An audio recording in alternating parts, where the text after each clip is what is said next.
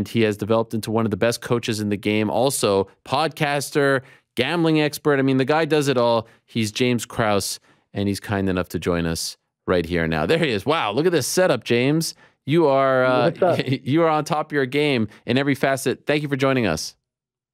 Yeah, man. Thank you for having me on. It's been a minute, man. I appreciate you having me back on. Yes, I saw you and Jeff Molina. You guys were talking about me a couple of weeks ago, and you're like, "Oh, Ariel, he's a sneaky one." Don't think I didn't see that. I saw that. Nah, you are. You're sneaky. You're good. That's why you're good at your job. Well, I take it as a compliment. Thank you. I appreciate it. I think I tagged you. Yeah, no, I know. I wasn't trying to hide it. I think I tagged you. No, I know. Much love. Congratulations on the win. Could you describe what it's like, now as you're transitioning from fighter to coach, to have a guy out of your gym that you've been working with the last few months now is a champion? I know it's not the official champion, but this is a big deal. What did it feel like for you on Saturday? Oh, man, it's just I feel like it's an amazing thing for me, obviously, but I feel like a lot of coaches don't even ever have the shot. They don't ever even have the chance to fight for a title. I've been fortunate enough to fight for 3, but I was 0 for going into Saturday night. And, it was really important to me. And obviously the 2 that I had before were Amanda Nunes and Demetrius Johnson. So, they're not easy goes, but man, Brandon is a special guy. And I really enjoy coaching him. And I gotta be honest, for somebody that is so, high level, so high notoriety, he is one of the most humble, coachable people that I've ever personally had the pleasure to train. And it's just something, it's refreshing. You don't see that very often anymore. So how did this all come about? You linking up with him moving to Kansas City. From your perspective, how did it all go down? Yeah. So, we had the same manager, so it was a little easy transition, I guess, but I'm in Vegas like every weekend, as you know, and he moved out to Vegas. So we just decided to start working together a little bit. I go out there and I train him and Marcelo Rojo and Masio Follin. They have an awesome little group. They train together out there.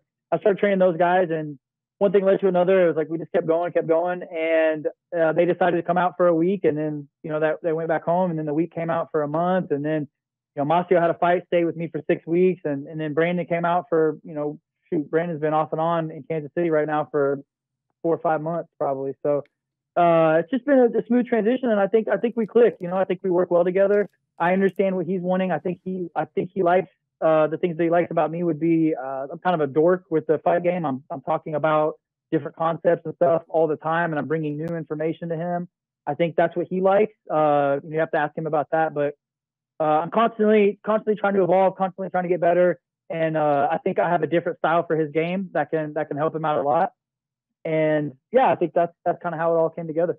When you have a fighter like him who's already been champion, he's already achieved a lot, tasted success in the UFC, but now he's going into a title fight with you. Like, how much are you trying to change? Because it's different, right? When you have a prospect, when you have a fresh guy who's like 1-0, 2-0, and now you're just you're molding that piece of clay with him.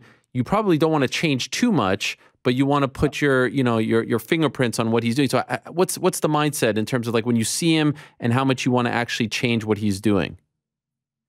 Yeah, listen, there was only a couple things that I wanted to change, and they were just deficiencies in his game that have been attacked multiple times. So those are the things that we really worked on fixing. And I think I'm pretty sure I called the game plan for Kai and those guys. I felt very adamant. I knew what they were going to do, and that's just because it's what's worked in the past. So we worked diligently, like ridiculously, a lot over fixing those things. And listen, it's not just me either. Brandon's got an amazing team. Coach Capetillo there in Vegas has done an amazing job with his boxing and the balance and his stance. And we've worked kind of collectively on that. I know Hector Vasquez does his jiu-jitsu and stuff like that, and Coach Hoya. His coach back from TJ is amazing Muay Thai coach. So I don't want to act like it's just me, because it's not. He has a very good team of guys behind him. And it's not just the guys in the corner. His whole team it's just, he really has a group of people around him that's special. But to answer your question, there were really just a couple things that I wanted to change. The rest was just evolving his game. And I think he's so coachable that he just wants to win. He just wants to win. And that's what I appreciate about him. And that was really just all that I wanted to attack, is fixing those couple little things that I felt were deficiencies in his game, and then starting to build into this new fighter. And don't get me wrong, I know what I inherited. You know, I know this guy, he got a world title without me. I know he's amazing, you know, but I do feel like last Saturday, I do feel like there was definitely differences shown in his game that that I guess are validating some of the things that I'm saying. For maybe the untrained eye, what were the differences? For starters, his balance was a big one. He tends to, when he has his hands up, he tends to bring his head over his lead leg a lot. And when you bring your head over your lead leg a lot, it just doesn't allow for any. It's kind of just it's a pointless movement. The bad thing about it is the low calf kick. When you lean on your lead leg, you can't, when your weight is on your lead leg, you can't pick it up to check, or you can't pick it up to we call it a hacky sack, to bring your heel to your butt. You can't do any of those things. So that's why Figgy was beating his leg up a ton. And then also he had a pretty bad telegraph when he threw a double jab, which is why Figgy would come over top of the jab almost every time he threw. So we fixed those two things, and his balance, his ability to check the leg kick, that was all kind of one thing, which led to him throwing more power and more lead hand action, which increased his volume. And then working on his being disciplined with his lead hand jab coming back to his head, or checking off the hook rather than going back to his hip, to where Figgy would come over top. That's pretty much all Figgy did to beat him. And I knew Kai and those guys would key in on that. And I just tried to fix the things that I would attack if I were fighting Brandon. There's that great clip that you posted as well. UFC posted it, where you are literally telling him in between the second and third rounds, hook, then go to the body with the kick, and then we see it actually come to fruition, and that leads to the end of the fight. What is it like for you to know that, to say that, for him to process, and then to actually see it happen, and then lead to the actual finish of the fight? Like, and there's the great clip of you, like you're looking, the dude has his hand on you. You're like, get the F off. What is that? Could you even describe what that is like to see that play out? Listen, man, I can't say this enough. I know what I got with Brandon Moreno. Like, I know he's amazing, but obviously it makes me feel great to know that I was, that my decisions were a part of that. It makes me feel really good. But furthermore, it makes me feel even better to know that Brandon trusts what I'm saying already early in this stage, with him and I just working together for, 6, 7, 8 months. It hasn't been that long. So it makes me feel really good, to be honest, that I made a difference in that fight. And, Brandon always wants to go high with that left kick. He always returns high. So we returned high for the first 2 rounds. And, you get that, you kind of set the stage, and then the later rounds you start going lower. And it's just, the first time he threw it to the body, it got through, and I think it actually hurt Kai. That was also in the 3rd round, and I told him to go back to it, and it landed, and it was just, obviously I look like a rock star now because of it, but it was really cool, man. But the Brandon's trust in me early on in this stage is really remarkable, and I really appreciate him for that. It means a lot to me. Just curious, because this is interim and not undisputed, do you think in the undisputed will feel any different? Do you view this any different? Is this like the step to get to that one? How do you process it?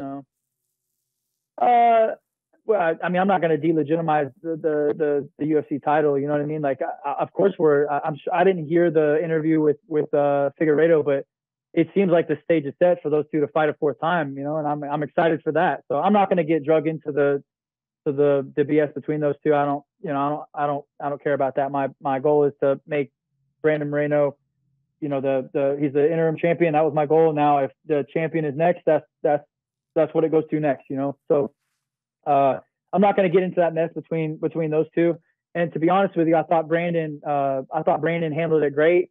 With that comment about his daughter, he said, I thought of my daughter. She's understanding what things are doing now. And I was kind of embarrassed as a father when he said that. I was like, shit, I didn't even think of that. You know what I mean? I lost my mind on him in the cage, and I feel like it kind of took away from the moment with Brandon. It's all good. These guys are going to fight again, and who wouldn't want to see that fight for a 4th time? So it is what it is, man. I'm not going to delegitimize that UFC title. I think Brandon right now is the best flyweight on the planet, and hopefully we're going to have an opportunity to show that real soon. Even Dana himself afterwards said that in retrospect, he thought it was disrespectful. I don't know if you saw that comment, disrespectful to Brandon. So do you wish it didn't happen? I'm indifferent on if it happened or not. You know what I mean? What happened is done. I can't do anything about it. I think it did take a little bit away from the shine. But it's, dude, it is what it is, man. what are they going to do? Fight us over it? Like it's, Right. it is what it is. It happened. It's all good. Like we're set and prepped for that fourth fight, and we're already preparing for it. We're already film study. I'm all over it, man. Like that's my, it's one goal to the next. I've already watched film on it. I broke it down before. I'm breaking it down again. That's the next goal. So that's where we go. So for you, I know you've talked about this a little bit, and you said that you're not going to close the door on fighting. Your last fight was around like a year and a half or so ago. Yeah.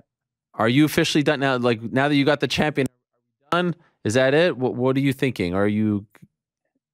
Man, I got to be honest with you. Like this last week for me, I had a herniated disc. I have a herniated disc in my neck, and it was giving me real problems going into that fight week. And I was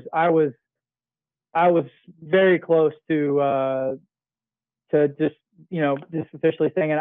It's hard for me to. This is the problem with most fighters is it's hard to let that go. You know what I mean? It's really hard to let that go, to let go. But I could tell you with almost 100% confidence that you guys will probably never see me fight again. Wow. And and I'm good with that. I'm good with that. You're you know at what peace. I mean? Like I feel okay with that. Oh, 100%, man. Like dude, I've said this so many times. This is the number one problem with the sport and the fighters. Like this has to come to an end at some point. It has to. And professional athletics as a whole has to come to an end. Like football players don't play until they're 50. You know what I mean? Like this has to come to an end. And unfortunately, we don't get to pick it. Most of the time, our body gets to pick it. I am fortunate enough to be able to call my shot now, and I can say it now. I can fuck it, man. Like you're never gonna see me fight again. I'm done with the sport. I'm at peace with it. I have no desire to fight again. I really don't. My desires, my fulfillment, I've now shifted towards coaching moments like Brandon Moreno and the rest of my team. I get fulfillment out of those. So you can call this my official retirement or whatever, but I do not plan on ever fighting in the UFC ever again. It's interesting because I'm sure you have come to this conclusion already. I'm sure you've talked to your family about this, but even saying it now, it's kind of hard for you to say it, right? To like verbalize it, to put it out there. It is because, and this is why I'm just like, fuck it. You know what I mean? Like, yeah. I'm telling you guys, I'm not going to fight in the UFC again. I'm done as a fighter. There's your clip. But the reason why it's so difficult is this game is a lot like a drug to most fighters. And most of the fighters, if they are fighting for a living, they probably come from like a low income family, broken homes, not a good upbringing. And they've just had to fight for their whole life, to have any type of success. And when you get that success, it is like a drug. There's like a drip that you get from it, right? And whenever you win, you get that dopamine drip. But whenever you lose, it's the worst feeling in the world. And I think because of these fighters that come from broken families, low income homes, like they don't have the proper upbringing, so they self-identify with the results of their last fight. So if they lost, they feel like a loser. If they win, they feel like a winner. When they win, as well as I do, Ariel, you've heard this before. These guys say it all the time. When it wins, the winning, it fades. It may not. Sometimes it's a day, sometimes it's a week, sometimes it's months. But that dopamine drip that you get from winning fades, and you just want to feel like a winner again. But then when you go to fight again and you lose, you feel like a complete loser. And when you feel like a loser, all you want to do is feel like a winner again. So you get stuck in this vicious cycle, and these guys don't know how to get out of it. And we see it every weekend with somebody that's still fighting that. It's like, why is this person still doing this? And it's because of that. They're stuck in that vicious cycle of validation for themselves. And it's just such a nasty place to be. I wanted three things out of this. Whenever I call it quits, I said I wanted to be financially free. I've done that. I'm making. To be honest with you, I would probably lose money if I fought. Wow. I wanted to go out on my own terms. I didn't want somebody to be like, "Hey James, you lost 3 in a row." You know what I mean? And I wanted to retire in the UFC. Those were my three goals. And I wanted to go out on a win. A win in the UFC. Right now, all three of those things are accomplished. If I had to fight again, it would put it at risk for no reason. I don't need the money. I don't need the validation. The only thing that has kind of kept me dangling, why I haven't just officially said, hey, I'm retired, is the idea of getting to set my gloves down in a UFC cage would give me closure. But to me, it's not worth the risk. So I'm telling you right now, you're never going to see me fight in a UFC cage again. But I still get that drip. I still get that dopamine drip. I get to walk. I make the walk with these guys every weekend. I get those high highs. I get those low lows.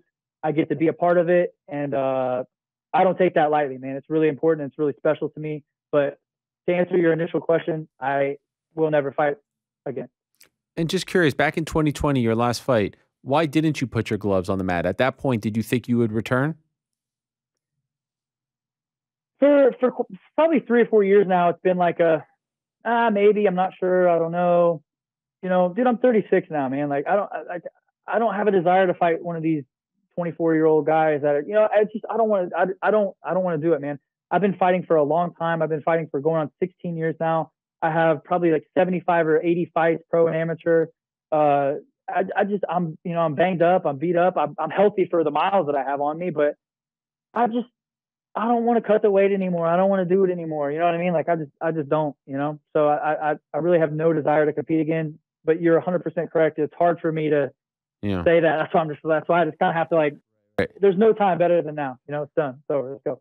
And also, when did you come to the realization that coaching was something that you wanted to do? Because obviously this helps you, as you said, you get to make the walk and whatnot. When did that enter your mindset? Yeah, this is something that I like doing. This is something that I could build. This could be my, my next chapter. When did that all start for you? I've been coaching for a long time, man. I've been coaching way longer than what most people know. I've been coaching for over 10 years. I'm just now starting to get some notoriety for it. So to be honest, it's kind of always been a part of my plan. I mean, I wanted to own a gym, and I guess when you own a gym and you're the one coaching, like if you're good at it, that kind of, it goes hand in hand, right? I guess I never really, I always said I wanted to coach, but I never really understood how far I could go with it. You know what I mean? Up until a few years ago, I never wanted to coach a world champion, and you will never find an interview of me saying I want to be a world champion. But you will find an interview of me saying I want to coach a world champion. So just to clarify, you said you never wanted to coach a world champion, or you did? No, I never wanted to be a world champion as a fighter. Why? Why not? I never cared, man. Really? It was never important. It was never important to me. It's an unpopular opinion. I get it. It was just never something that was. I always wanted to use fighting as a different platform to make money. Because dude, I see these guys, man. It's like it's just a hard living to make, man. It really is. It's a hard living to make. And like, I want a nice house. I want to drive a nice car. You know what I mean? I have a studio in my basement. I want to be able to do these things. And it's hard whenever you just dedicate your entirety of your day, of your life to this game. And although I still do that, I guess I get to push it out in different ways now. So I've never wanted to be a world champion. I've never cared about it. But like I said, I do want to coach a world champion. Now I do. It's a pretty amazing feeling. You said something earlier that stuck with me. You said if you return to fighting, you would actually lose money potentially. How is that possible? Dude, I mean, if I take time away to train, like I have a thing, like I will not disrespect the game of MMA, and I see this every day to where these older guys, the veterans, they disrespect the game because their bodies can't hang anymore. I will not train for a fight unless I'm training 3-4 times a day, like the necessary things to compete at the highest level of the world. I'm not going to disrespect the UFC. I'm not going to disrespect the people that have watched me. I'm not going to put out a saturated product of what I've shown. I'm just not going to do it. So if I'm not able to do that, then I'm not going to do it. So right now for me, if I take time and train 3-4 times a day, it's going to take away from other things that I have going on, businesses, betting, handicapping fights, whatever. And it financially doesn't even, to be honest, financially doesn't make any sense for me. But it just, I would probably lose money if I had to dedicate my entirety of my day to training again. I see that you're very interested in the betting side of things. Like, how often do you partake in this? Oh, I bet every single card, just about every fight. Really? Yeah, absolutely. I have a Discord, like 2,000 members in it. We crushed it. Last week we destroyed it. I take over people's accounts and play for them. Like I post the losses, myself on some accounts. Like I do pretty well. I make more money gambling on MMA than I do anything else. Come on, more than even coaching? Oh God, I don't make shit on coaching. Really? Yeah, no, I mean, absolutely not. Like, I mean, if you're talking about time, Yeah, no, like if I go out on a Wednesday, that's I go out true. on a Wednesday to Sunday. That's you know what I mean. I make 10% of a guy that majority of. I mean, if we're not talking about Brandon Moreno, like Right. most of my guys are entry level guys making 12, 12, 14, 14. You know, I have some guys making in the 20s, but even at that, like you get 10% of 20 grand is $2,000. I'm on the road every weekend, Right. Wednesday to Sunday. You know what I mean? Like it just doesn't.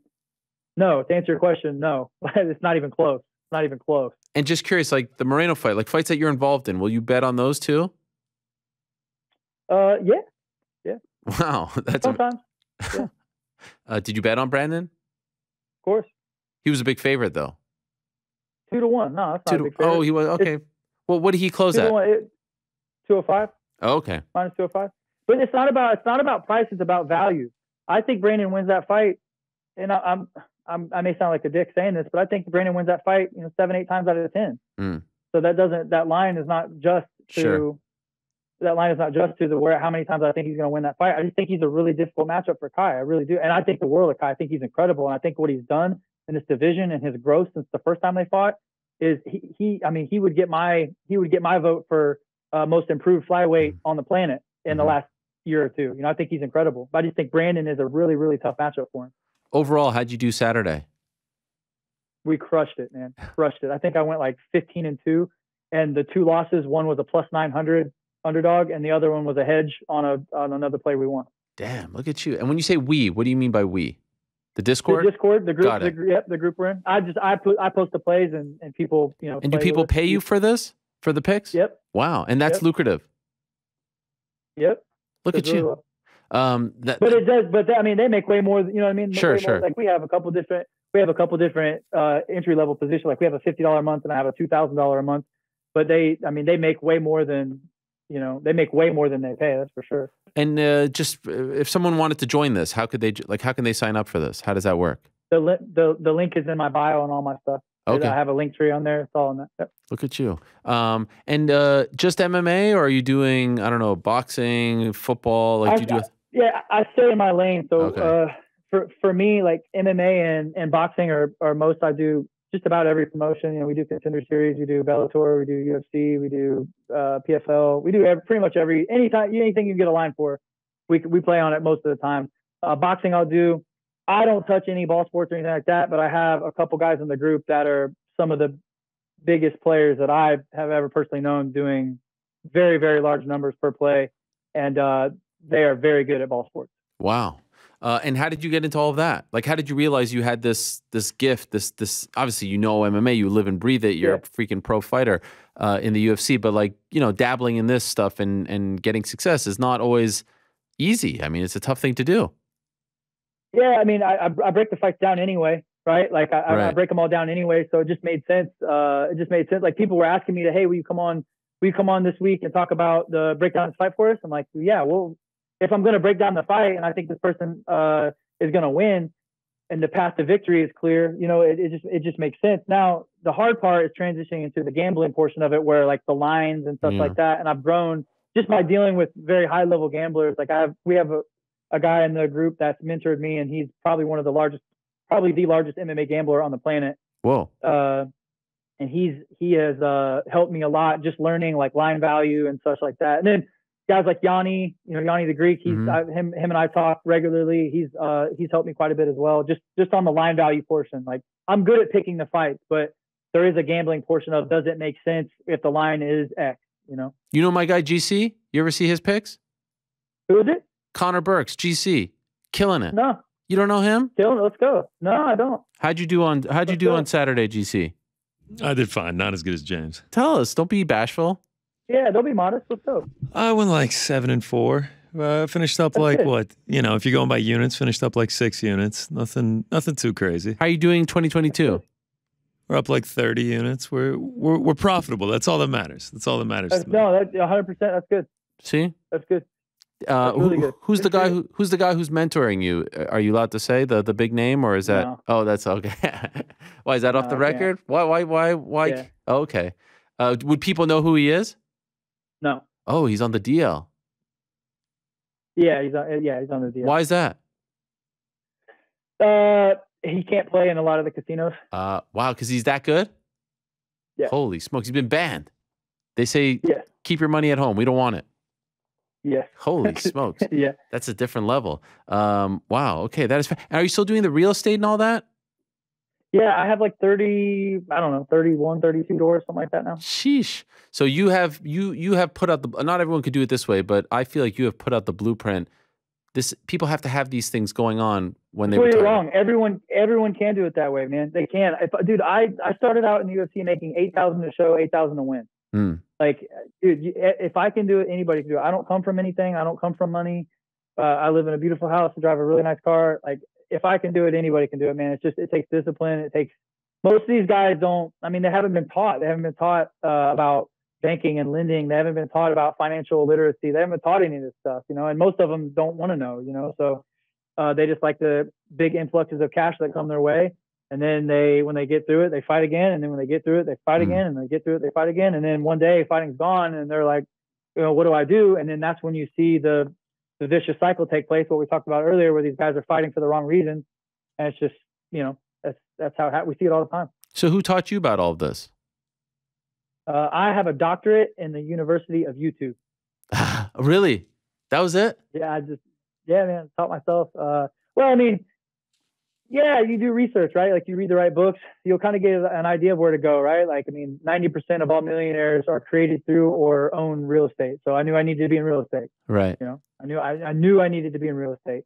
And then I try to like monetize things that I love doing, you know, like betting. I'm already betting on it. I'm making money on the betting side of it. So why not sell the picks to make money on that? You know, we run the group. The group is great. And, you know, now the group has turned into this media team that we have. Like, we have, I don't know I know you follow me on Instagram, but like some of the edits that we're putting out are absolutely amazing. I have 4 people on my media team that we're constantly growing and doing stuff like that. And the editor that I have is a monster.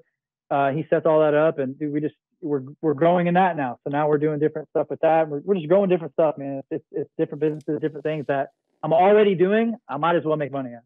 Do you tell your fighters about all of this? You need to do this. You need to, like, of course. Yeah. And do they listen? Of course. Some do, some don't. Yeah. Some do.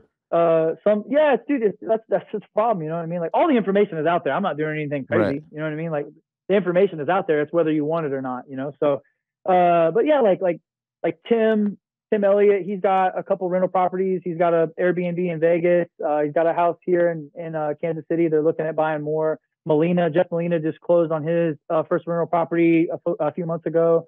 Yeah, like, dude, they're doing it, man. Like, some of my guys do it, and some of the guys aren't quite in the position to do it yet, but it's a process, you know, it takes time. I don't know if you saw Conor McGregor giving you a shout out and mentioned James and whatnot. What's it been like with James so far? I know it hasn't been a long time together, but what's that been like? It's been good, man. He's a fun kid, and he's one of those guys that I feel like people look at his personality before, because he's very brash on camera and stuff. But he's one of the most coachable, likable guys that I've ever met, man. He's a super cool dude, easy to hang out with, easy to be around. Who you think he would be, he is the exact opposite of it in the gym, man. He's an incredible dude, very, very talented too, very talented. And I feel like he hasn't had that breakout performance yet, you know, like his skill set. He's still so young, you know what I mean? He's still young, and I feel like he's been fighting since he was a kid, and he's been on that big level. He carries that pressure so well, man. I can't tell you how well he carries that, you know, in the O2 arena and Dublin with 10,000 people sounds like 70,000 people. I mean, he carries it like a gangster. And, you know, I think he's still looking, I think he still has more to give in terms of skill. He hasn't shown what he's capable of yet. I really believe that. All right, so we've covered a lot here. This is a very exciting time in your life. Champion, entrepreneur. By the way, because you've you know, been able to have this success outside of the cage, I'm just wondering, you know, it's something I've advocated for. Like, I would love to see UFC fighters have a pension. I would love some sort of security post-fighting. Like, hey, you get 10 fights, you get this amount. You get 20 fights, this amount. You're Donald Cerrone, you get this amount. How do you feel about that? Do you think that's something that would, you know, be possible? And would you be in favor of that? in terms of possibility, I really don't know. You know, I mean, it seems like it's possible. I don't know the intricacies of what that takes to set up, to be honest with you. But yeah, of course, dude. I mean, all that stuff is amazing. Any life after fighting, especially for guys like Cerrone that have dedicated, you know, an entire life, blood, sweat, tears, brain cells. You know, anybody that's dedicated that to the sport, they deserve something for that. You know, but I guess my problem with that is right now we don't have that. You know what I mean? And there's two arguments to make. The first argument is if we don't have that, you got to do it on your own. You know what I mean? The second argument is like, okay, cool, let's try to get that. I don't know what that looks like, and honestly, it's not my concern. I don't need to change the rules. Tell me what they are, and I'll play by them. But yeah, to answer your question, that would be absolutely amazing, and I think it would be great. But dude, there's so many layers to this, right? I know where we're going with this, with like can the UFC do more? There's so many layers to this because a lot of these guys, like if Cerrone, I don't know Cerrone's situation. I'm just going to use him as an example. If Cerrone isn't financially set for the rest of his life, it's not the UFC's fault. It's his fault. He's made millions and millions of dollars from fighting, right? So like that is on him to do that. Not everybody has that, but it is his responsibility to make sure he's taking care of himself. You know what I mean? Like, am I saying that we don't need a pension plan for these guys? No, that's not what I'm saying. That's not what I'm saying. So, but once again, if you're making millions, you got to take some responsibility. And most of the guys here in the UFC or any high level organization, they don't know finances. They don't know financial literacy because nobody's taught them, and they don't even know what a pension is. So I think the first step is educating these guys. I think to answer your question, Ariel, I think we're a ways from that because, to be honest, I think if the UFC gave the option for that, I don't think the fighters would utilize it anyway. I got to be honest with you. I don't think they would utilize it anyway. I don't 100% that. I don't think. Why would they say no to that? Well, because like I don't think they know how to utilize it, right? Yeah. Like, okay, I'll give you an example. So like a 401k. Yeah. If you have a 401k and the UFC said, hey, we're going to take this amount out of your paycheck. Yeah. The fighter would be like, no way. Give me my money. Right. And another thing, like we've had the union talks and all that garbage before. People, like these guys don't understand it costs money to be in a union. You got to pay to be in the union. You know what I mean? Like these guys just hear, oh, I want more money. But there's layers to it. It's not that easy. And I'm not saying it can't happen and it's impossible. That's not what I'm getting at. But I think the first step before we start talking about that, I think the first step is educating the athletes on what this does for you, what it is, how it can help. And that way, regardless of what happens in the sport, you can go do this stuff on your own. You can't count on anybody else to make your living for you. I've been in the UFC since 2013, and I've never had a sense of security about my job, ever. And nor should any of these other athletes. Like, you have to understand that everybody there is an expendable asset. Like, everybody there is. The UFC doesn't need anybody to make that work for them. They don't. They have a media machine behind them that they can make anybody the next star. You see it every week. They make the new thing the next star. And that's great for them. They have created that. They have earned the right to do that. But I'm not going to count on somebody else paying me more to make sure my kids are taken care of. I'm not going to do it. I'm going to take matters in my own hands. I'm going to take responsibility for it. And I'm going to make sure they're set myself. By the way, it must be nice to get Kansas City on the map, right? I mean, like, people are coming to Kansas City to realize their dream as champion. Don't DC talking shit about Kansas City. You see that? It's not cool. What did he say? He said he said it was boring. He's like, "Oh, come on, Kansas City." I mean, I thought it was very. He's never even been to Kansas City, bro. I know. I mean, if he's been here, come on. It's a great place. Like the house I have here would be probably $5 or $6 million in California or something. You know what I mean? Yeah. Like the cost of living is cheaper here than just about anywhere in the country. Like it's and the barbecue is way better than anywhere else too. So you have this is your house that you're in right now? Yeah. Wow, that's awesome. Yeah, we built out a podcast studio. And we're currently building out another one we're about to do a business and real estate segment on the podcast. So we're going to make it like a different location. Oh, okay. And it's called the 1%. Am I right? 1% Club. Yep. 1% Club. Excuse me. 1% Club. Okay. So 2 last quick things. Could you Moreno Figueiredo 4? Can we get like a little preview, a little Krause breakdown? I mean, you don't want to give out the game plan, but what's percolating in your brain right now? You know, I think that's going to depend on a lot of where Figgy ends up in his camp. Oh, interesting. Right. So I have heard that there's some issues with Fight Ready. Mm. I don't know if he goes back there. I would be shocked if he goes back there. I could tell you a little bit about that. So we just had him on, and Captain Eric was translating for him, and I was a little surprised that he was there. And I asked him, "Where are you going to train for this?" And he said, "I'm going to go to Shooter Box, Diego Lima, and they're welcome to come." But it didn't seem like he was going to Arizona, and honestly, I didn't get the vibe that they were training together. Yeah, I know what happened. Maybe we'll talk off. Okay, fair enough. But yeah, like I said, I thought Fight Ready did a really, really, really good job for him, and they fixed a lot of his game. Shoebox is a good gym. In my opinion, it's a little bit more simple to break down from a game plan perspective. I actually, I like that move. I think there's things that I think he's going to do the same thing he did in the last fight. I'll be honest with you. I think he's going to try to do the same thing. And now that I said that, he's probably going to try to do something different. But I think Figgy is going to do. He's going to fight his fight. I don't think he can switch a ton of different styles. You know what I mean? I think he's very good at what he's good at. I'm not talking bad about his game. I mean, his power is incredible. His boxing is very good. His takedown defense is good. His get back up is good. His wrestling. I mean, there isn't a lot of holes in his game. However, I feel like he's going to fight the same fight he has the previous 3, and because of that, I think it's going to be fairly easy to break down. I don't want to say easy, simple, not easy, simple. That's not a shade. That's not shade on them at all. Once again, I don't want to get in that nonsense. It's simple, more simple to break down.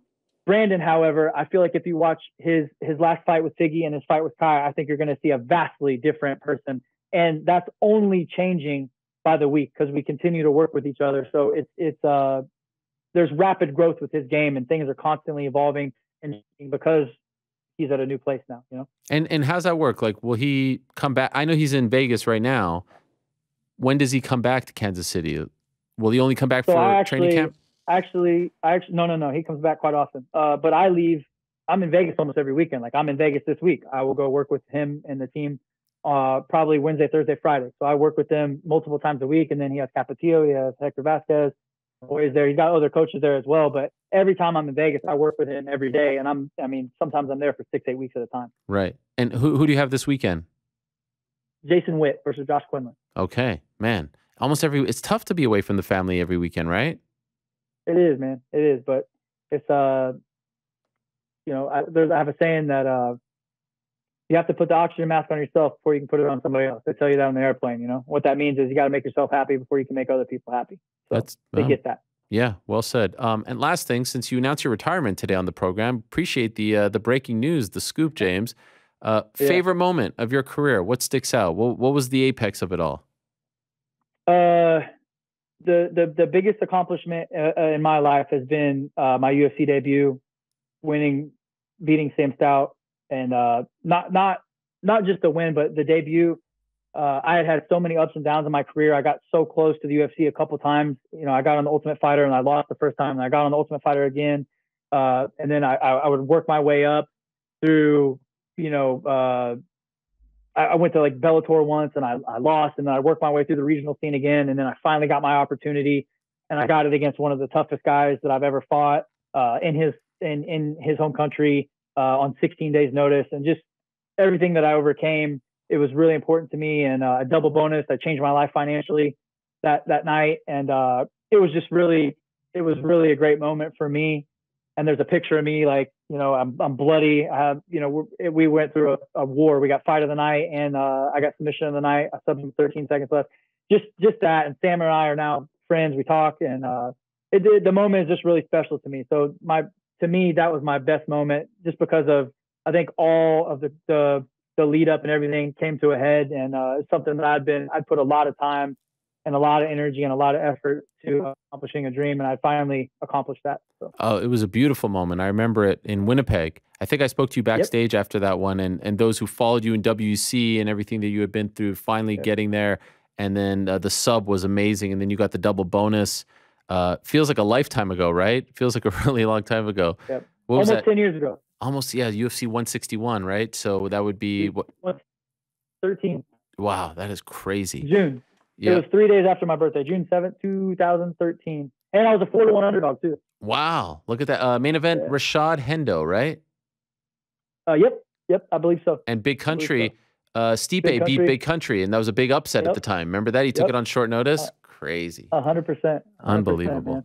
Well, congratulations, James. This is really fun. You're great at what you do in all facets, coaching, podcasting, business, picks, all that stuff. I might check out your picks. I don't know if you know this, but I'm a bit of an expert myself. I had a streak 7 in a row, underdogs. I have kind of noticed that. If you want the group, let me know. I'll throw you in. Oh, I don't know if I can hang with you. Free of charge? On me. Wow. Free of charge on me. That's nice. I like it. And I like that you're charging for the picks. Don't be giving them out for free to all these people.